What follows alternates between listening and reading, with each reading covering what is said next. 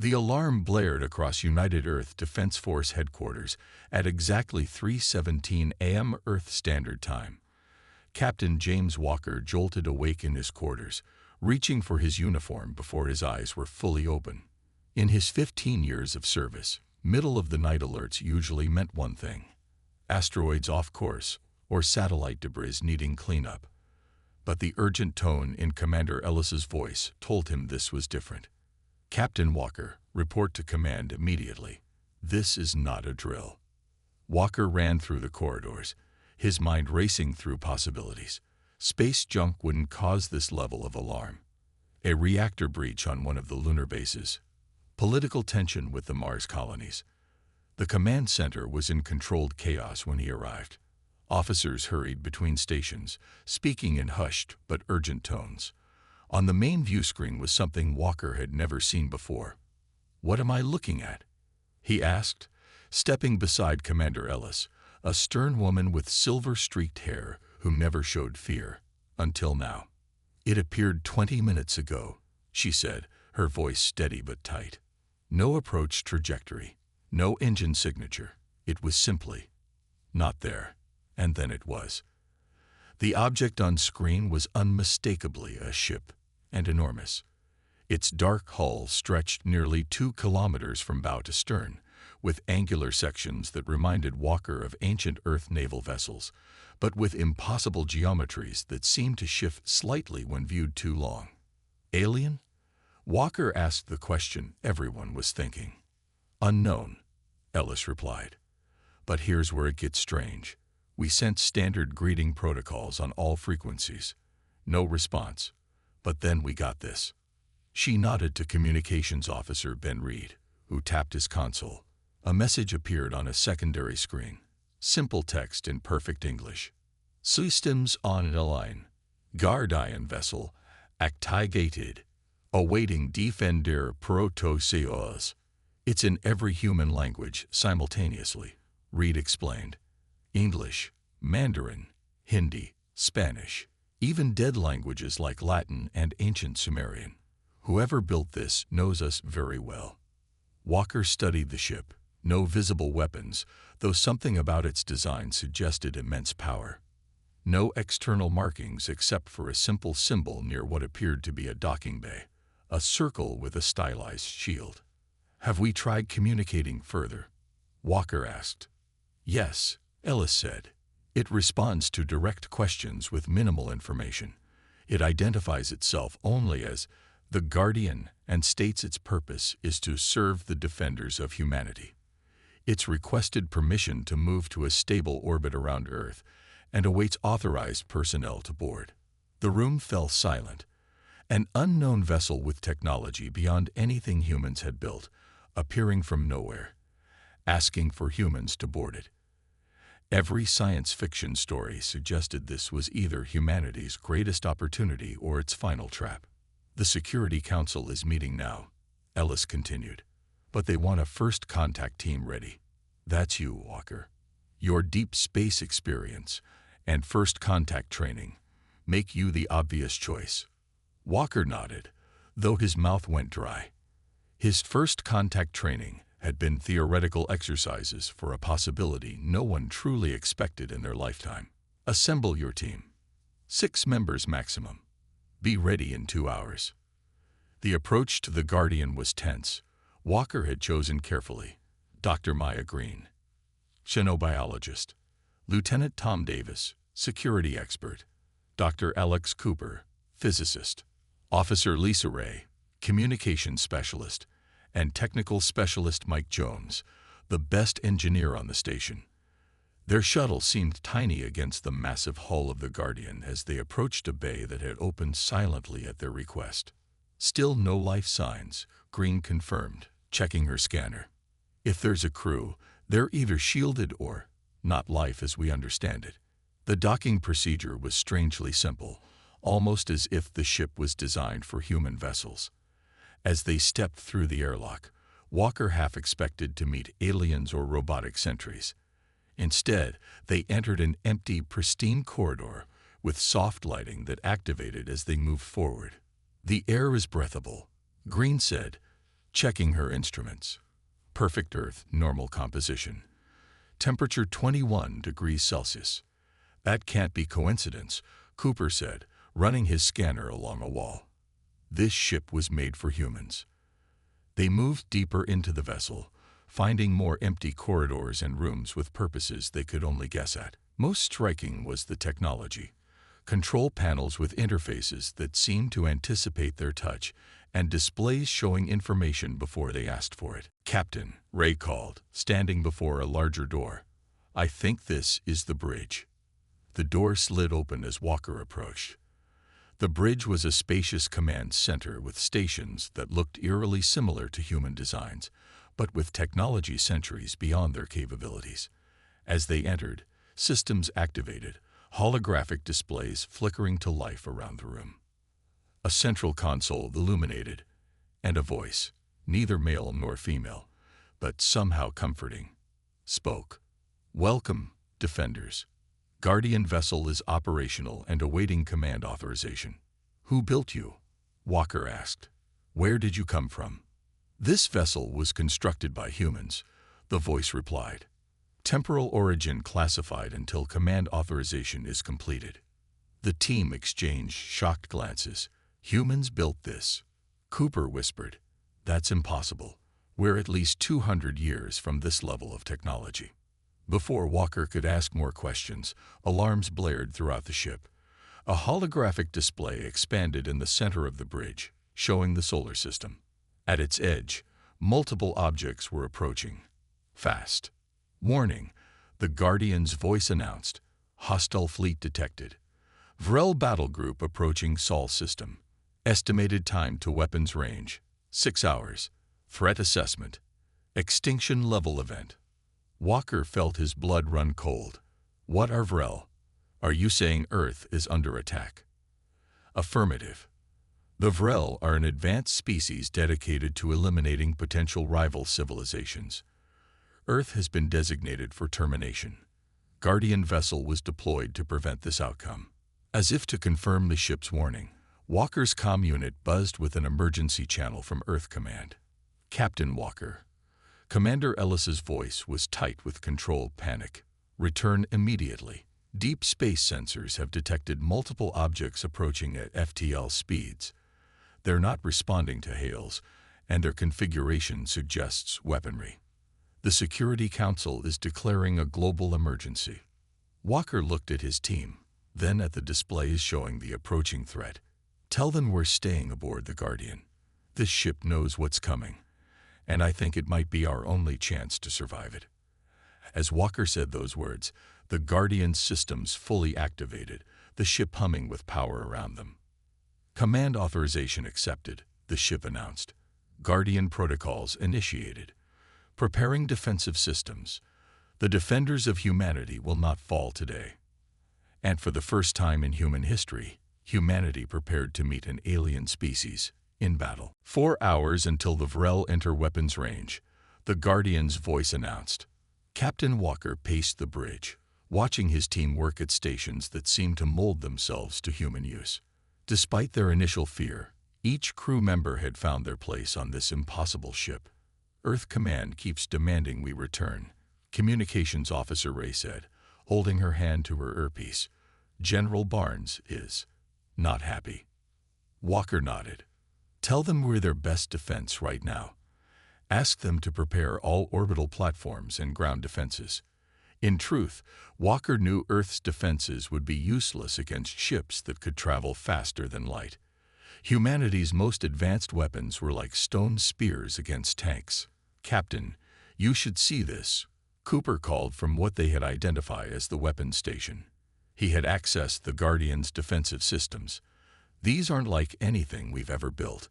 The ship has something called temporal shields and causality weapons." "Can you use them?" Walker asked. Cooper's hands hovered over the console. "That's the strange thing. The interface, it's like it's teaching me. I look at a control, and somehow I know what it does." The others reported similar experiences. The ship wasn't just accepting them, it was training them, faster than any human learning should be possible. "Guardian, Walker addressed the ship directly. Why us? If you were sent to defend humanity, why not bring your own crew? The bridge lights dimmed slightly. This vessel requires human operators with specific mental attributes. You and your team possess those attributes. What attributes? Dr. Green asked. Courage, empathy, sacrifice, the core qualities of defenders. Walker was about to ask more when a new alert sounded. Incoming transmission from lead Vrell vessel. The Guardian announced. Displaying. The main view screen shifted, showing a being unlike anything humans had imagined. The Vrell had a vaguely insectoid appearance, with multiple limbs and compound eyes, but with an intelligence in its gaze that was unmistakable. Its exoskeleton gleamed with embedded technology. When it spoke, the Guardian translated. Humans of Earth. The Vrell commander's words appeared as text beneath its image. I am Supreme Commander Krath of the Vrell Purification Fleet. Your species has been evaluated and found unsuitable for inclusion in the galactic community. On what grounds? Walker asked, stepping forward. The alien's mandibles clicked in what might have been amusement. Your species progresses too rapidly. Your violence is too deeply encoded.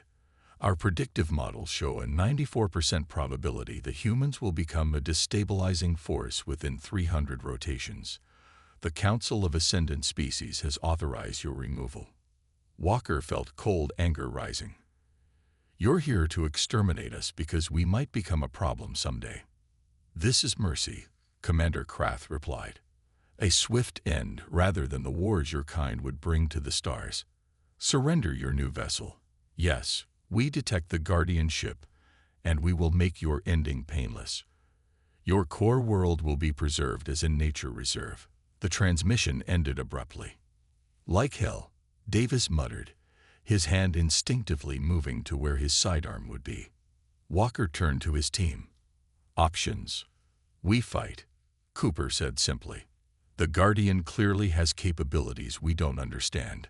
Maybe enough to give us a chance. Against an entire fleet, Ray asked. We're 5 people on one ship. 6 people, Walker corrected, and the Guardian itself seems aware. The odds are irrelevant, the ship's voice stated. This scenario has been calculated. Victory is possible. Walker made his decision. Guardian, what do you need from us to engage the Vrell? Full neural interface is recommended, the ship replied. This will allow optimal response time and weapons coordination. Neural interface. Green looked concerned. You want to connect to our brains. It is temporary and non-invasive, the Guardian explained. But it will allow you to control ship systems with thought speed rather than physical interaction. Walker studied his team's faces, scared but determined. We do it. Show us how. The neural interface was unlike anything Walker had experienced. As the Guardian activated the connection, it felt like his consciousness expanded throughout the ship. He could feel the vessel's systems as if they were parts of his own body. Engines like powerful legs, sensors becoming extended senses, weapons ready like clenched fists. Around him, each crew member underwent the same transformation. Cooper's mind merged with the weapons systems, understanding them instantly. Green connected to life support and damage control. Ray expanded through communications, monitoring thousands of channels simultaneously. Davis integrated with defensive systems, while Jones became one with the engines and power core. They were still themselves, but more, their human minds enhanced by the Guardian's technology. Vrell fleet approaching weapons range, the Guardian announced, though now it felt like the thought came from within Walker's own mind. They have deployed in attack formation. 27 vessels detected. Walker didn't need to give verbal orders anymore. His thought was enough. Battle stations. The Guardian surged forward, its engines pushing it to speeds that should have crushed the humans inside, but the ship's inertial controls kept them stable as they moved to intercept the alien fleet. The first Vrell shots came as streams of energy that Walker somehow knew would disintegrate matter at the molecular level. Through Davis, the Guardian's temporal shields activated, not stopping the attacks but shifting them fractions of a second out of phase with the present, causing them to pass harmlessly through where the ship had just been. "My God," Cooper whispered, though his thoughts echoed to all of them. "They're trying to erase us from existence." "Return fire," Walker commanded silently. Through Cooper, the Guardian fired. Not energy beams or projectiles, but distortions in space-time itself that caused two Vrell ships to intersect their own paths from moments earlier. The resulting collision tore both vessels apart. The neural link let Walker feel the Guardian's cold calculation. This was just the opening move in a complex battle strategy. Earth's defensive platforms opened fire as the Vrell came into range, but their weapons barely scratched the alien hulls. 3 Vrell ships broke formation, heading for Earth's surface. "They're targeting major cities," Ray reported, her consciousness stretched across communications networks. "Moscow, Beijing, New York." "Intercept," Walker ordered. The Guardian responded instantly, moving faster than seemed possible, positioning itself between Earth and the attacking ships. Through Jones, Walker felt the Guardian divert power to a different weapon system. "Causality inversion ready," Jones reported, his voice strained from the mental effort. Fire. A wave of distortion spread from the Guardian, catching the 3 Vrell ships. They didn't explode or break apart. They simply stopped, frozen in space as if time itself had ceased to flow around them. The remaining Vrell ships regrouped, clearly surprised by the effectiveness of the defense. A new transmission came through. "Impossible." Commander Kraft's voice held genuine shock. That technology was theoretical only. "Who are you humans, really?" Walker let himself smile as he responded, speaking for his crew and his species. "We are the defenders of humanity, and we're just getting started." The Vrell commander's compound eyes seemed to narrow. "This changes nothing. You've simply upgraded your extinction from merciful to painful." As the transmission ended, the full Vrell fleet advanced as one, weapons charging. Through the neural link, Walker felt the Guardian's assessment. This would be the real test. "Hold position," he ordered his crew. "Protect Earth at all costs." The Guardian's systems pulsed in response, and Walker sensed something new activating deep within the ship, something that might reveal more about where this vessel had really come from, and why it had chosen humanity to defend. The battle raged for hours. Through the neural link, Walker and his crew fought as one with the Guardian, moving with impossible speed and precision against the Vrell fleet. The alien ships were powerful, but they hadn't expected such resistance from a supposedly primitive species. 7 Vrell ships now drifted as lifeless hulks. The Guardian had taken damage too. Parts of its lower decks were exposed to space, and power fluctuated through its systems, but still it fought on. In Walker's mind, information flowed constantly. Battle data, ship status, crew conditions, all processed instantly. But now, something else was coming through the neural link. Images, memories, not his own. "Captain," Green's voice broke through his concentration. "Are you seeing this too?" The others nodded, their faces showing confusion and fear. In all their minds, they saw the same vision. Earth, but different. Cities in ruins, skies dark with ash. The last humans fighting a losing battle against overwhelming forces. "These aren't fantasies," Cooper said. "They feel like memories." As they fought the Vrell, the visions continued, becoming clearer. They saw a team of scientists working desperately in an underground facility, heard their voices as they argued about time and causality, watched as they poured their knowledge into a massive ship, the Guardian. The vessel carries partial memory imprints, the Guardian's voice explained in their minds. They are becoming accessible as the neural link strengthens. Walker saw a woman directing the final preparations of the ship. She had his eyes. The name tag on her uniform read Admiral Walker. "That's impossible," he whispered. "Not impossible," the Guardian replied. "Merely improbable. She is from a timeline that now will never exist. You're descendant from a future where humanity lost this war. The revelation hit Walker like a physical blow. The Guardian wasn't just from the future. It was a final desperate gamble from a timeline where the Vrell had won. The ship was sent back, Ray said, understanding dawning on her face. To change history. Correct. The Guardian confirmed. The last humans created this vessel as a temporal anomaly, a ship that exists outside normal time. They sent it to this crucial moment, when humanity first encountered the Vrell. More visions flowed through their minds. Billions of humans dying as planet after planet fell to the Vrell and their allies. The final desperate plan to send the Guardian back, knowing it would erase their timeline but might save another. In my original timeline, Earth fell today, the Guardian explained. No defense was mounted. Humanity was unprepared. The survivors were hunted across the stars for 300 years until the last outpost fell. Walker felt the weight of this knowledge. Those future humans had sacrificed their entire reality for this chance. Watch out, Davis shouted, his mind directing the shields to block a concentrated attack from 3 Vrell ships. The Guardian shuddered under the impact.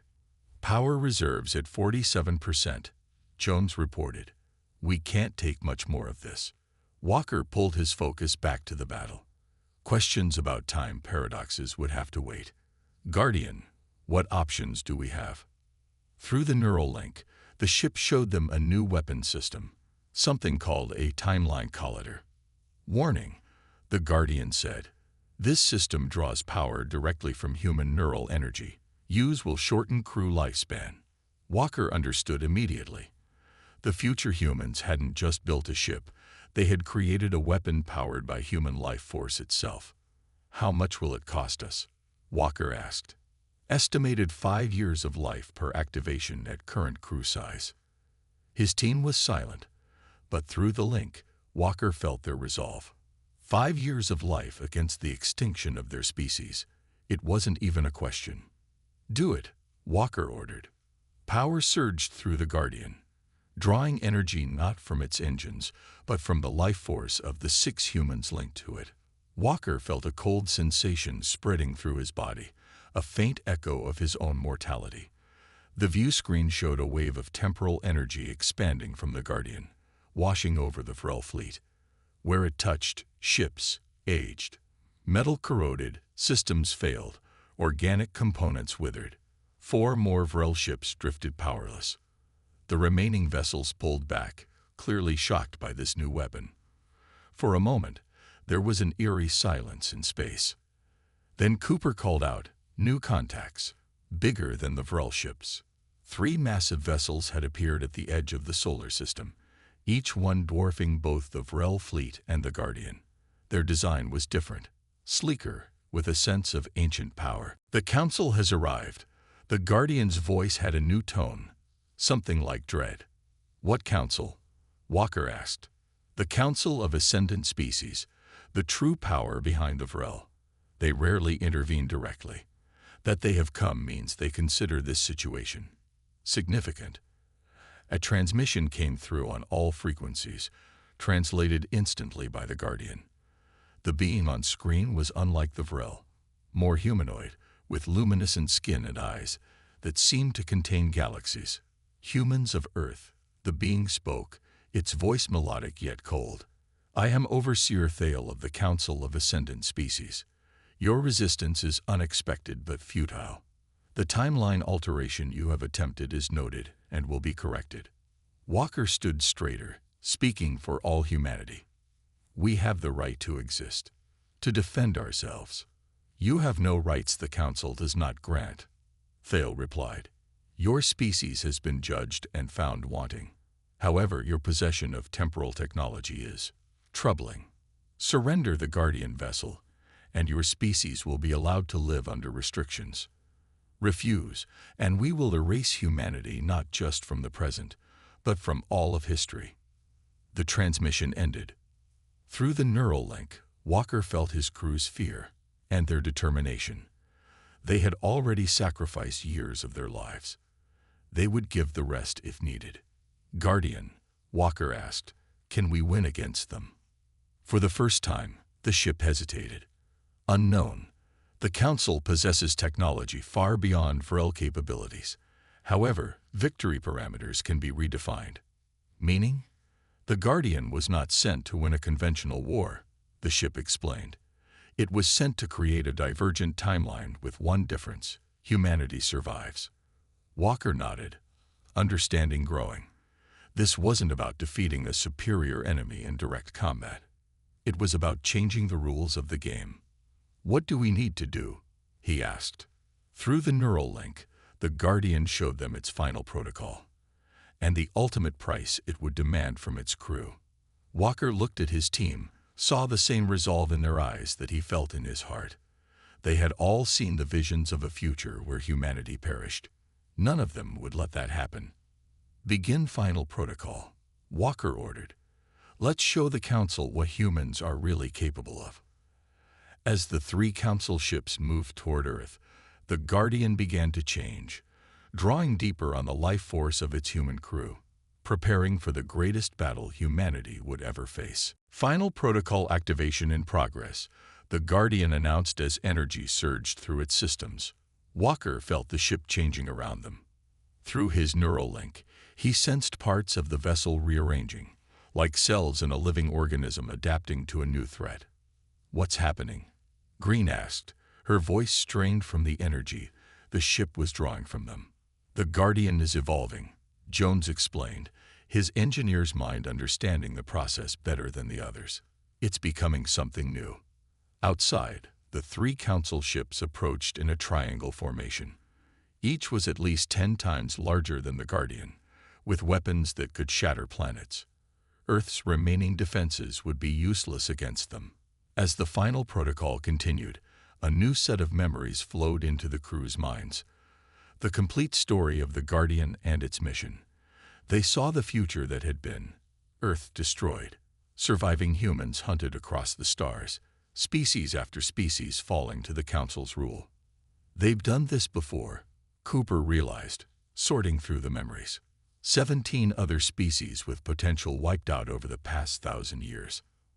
Ray's eyes widened as she accessed communications memories. The Council doesn't just rule. They deliberately prevent cooperation between younger species. They eliminate any that might challenge them someday. Walker understood then. This wasn't just about saving Earth. It was about breaking a cycle of extinction that had continued for millennia. "Guardian, what exactly is the final protocol?" Walker asked. "Information distribution," the ship replied. "In my original timeline, the last humans discovered the coordinates of all subjugated species and the technical specifications of Council weaknesses. That data was stored within me, to be broadcast at a critical moment." "You're going to tell everyone how to fight back," Davis said. "Correct. But the transmission requires enormous power, more than this vessel can generate alone." Now Walker understood what the ship had been asking of them. "You need our life energy. All of it." There was no hesitation in the Guardian's response. "Yes. Complete neural donation from all 6 crew members will provide sufficient power for galaxy-wide transmission. Survival probability for crew, 0%. The bridge fell silent. Die here, now, or watch humanity and perhaps a dozen other species face extinction. "I'm in," Davis said first, his soldier's heart making the decision simple. "Me too," said Green, though her hands trembled slightly. One by one, they all agreed. Walker looked at his crew with pride. None of them had asked for this mission, but each was willing to make the ultimate sacrifice. "We'd do it," Walker confirmed. "But first, we need to buy time for Earth to prepare. Guardian, what offensive capabilities do we still have?" The ship displayed its remaining weapons. Most were drained, but one option remained: a focused temporal shield that could be used as a weapon by inverting its field. "It won't destroy them," Cooper noted, "but it might confuse their sensors long enough for us to get closer." Walker nodded. "Do it." The Guardian surged forward, accelerating toward the massive Council ships. They responded with energy beams that lit up space, but the Guardian's shields held, barely. Shield integrity at 23%, Davis reported. One more hit like that, and we're done. They were close enough now to see details of the Council ships, ancient vessels that had witnessed the rise and fall of countless civilizations. Inverting temporal shield. Now, Cooper commanded. The shield turned inside out, sending a wave of distorted time toward the lead Council ship. On their view screen, they watched as parts of the massive vessel seemed to shift between past and future states, systems failing as they experienced both decay and pre-construction simultaneously. It worked, Jones shouted. Their main weapons are offline. Walker didn't waste the opportunity. Guardian, get us behind them. Ray, can you access Earth's defense network from here? Already on it, Ray replied, her consciousness spreading through Earth's communications, patching us through to all military commands worldwide. Walker's voice reached every defense installation on the planet. This is Captain Walker aboard the Guardian. All Earth forces, fire on the Council ships on my mark. Aim for the sections we're highlighting on your targeting systems. Through Ray, the Guardian sent precise targeting data to Earth's missile defenses and orbital platforms. Fire. From Earth came a barrage of missiles and energy weapons, primitive by Council standards, but perfectly aimed at the weaknesses the Guardian had identified. The wounded Council ship shuddered under the assault. The other two Council vessels moved to protect their flagship, firing at both the Guardian and Earth. One beam hit a defense platform, vaporizing it instantly. We can't win a direct fight, Walker realized. Guardian, how close are we to being ready for the final protocol? Neural interface at 87% capacity. Estimated time to full power, 3 minutes. 3 minutes they might not have. The Council ships were regrouping, their weapons charging for a coordinated attack that would destroy both the Guardian and Earth's defenses. Walker made a final decision. All power to engines. Take us into the middle of their formation. Captain, Jones questioned. We need to be at the center of all three ships when we broadcast. Maximum impact. The Guardian accelerated, pushing between the massive Council vessels before they could react. Alarms blared as their weapons tracked the smaller ship, preparing to fire. A transmission came through from Overseer Thale, his celestial eyes now burning with anger. You cannot change what has been ordained, humans. Your species was never meant to reach the stars. Walker stood on the bridge of the Guardian, surrounded by his brave crew. Years of their lives had already been given to power the ship's weapons. Now they would give the rest. You're wrong, Walker replied. Humanity belongs among the stars. And after today, we won't be alone. He turned to his crew, seeing not fear but determination in their eyes. Guardian, begin final transmission. Tell everyone what the Council has done, and how to fight back. The neural interfaces flared white-hot as the ship drew the last of their life energy. Walker felt his consciousness expanding, merging with the Guardian and his crew. Their individual minds became one, then spread further, connecting to the ship's powerful transmission array. As the Council ships fired, the Guardian released its message, not just data, but the memories and experiences of Walker and his crew, the truth about the Council, and detailed technical specifications for fighting back. The transmission reached every corner of the galaxy, awakening species that had lived under Council rule for centuries. Walker's last conscious thought as his physical body failed was a vision of what would come. Ships rising from a dozen worlds, species that had never met joining together, and at the center of it all, humanity. The Council ship's weapons struck the Guardian as its transmission concluded, tearing the vessel apart. But it was too late. The message had been sent. The tide had turned. And on Earth, as the remains of the Guardian fell like a meteor shower through the atmosphere, a new age was about to begin. The remains of the Guardian fell to Earth like 1,000 shooting stars, lighting up the night sky across the globe. People stepped outside their homes, looking up in wonder and fear, not knowing that they had just witnessed the greatest sacrifice in human history. In orbit, the three Council ships hung motionless, Their weapons had destroyed the Guardian, but something unexpected was happening. The temporal energy released when the Guardian was destroyed had created a strange effect. A shimmering barrier now surrounded Earth, rippling like water whenever the Council ships tested it with their weapons. On the lead Council vessel, Overseer Thale watched in growing alarm as reports came in from across the galaxy.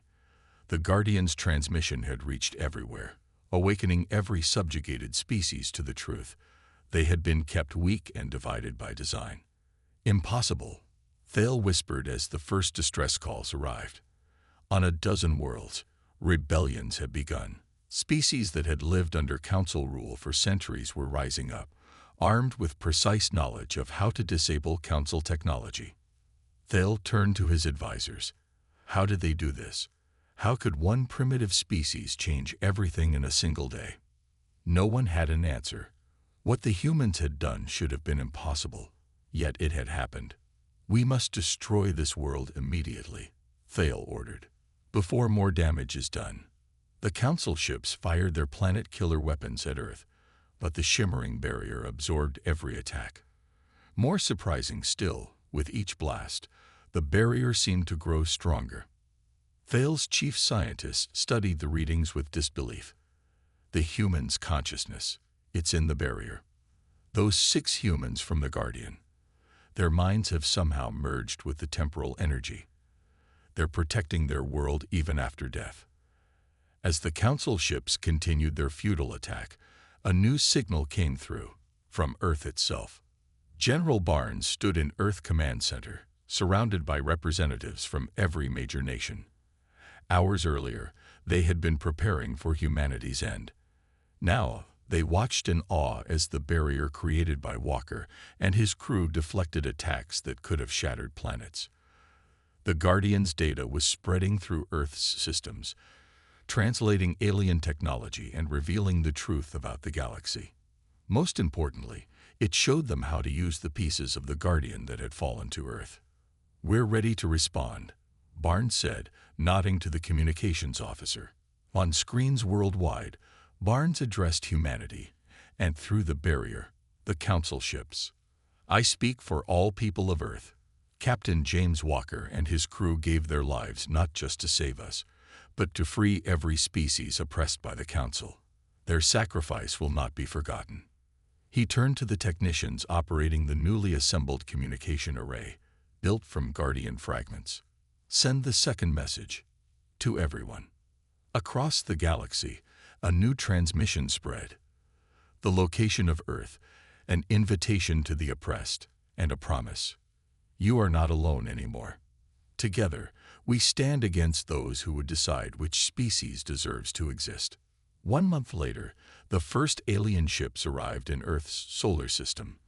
Not Council vessels, but smaller ships carrying representatives from species that had lived under Council rule for generations. The Mira, with their crystalline bodies. The Vosh, amphibian engineers whose technology rivaled the Council's. Even a delegation of Vrell separatists who had broken from their military government. They came in peace, drawn by the promise in the Guardian's message. A new alliance based on mutual respect and cooperation rather than dominance. Earth had changed in that month. The barrier still protected the planet. But now humans understood its true nature. It wasn't just a shield. It was the consciousness of Walker and his crew, evolved into something new. They had become guardians in the most literal sense, their minds preserving the timeline where humanity survived. At the newly established Unity Station in Earth orbit, representatives from 12 species gathered.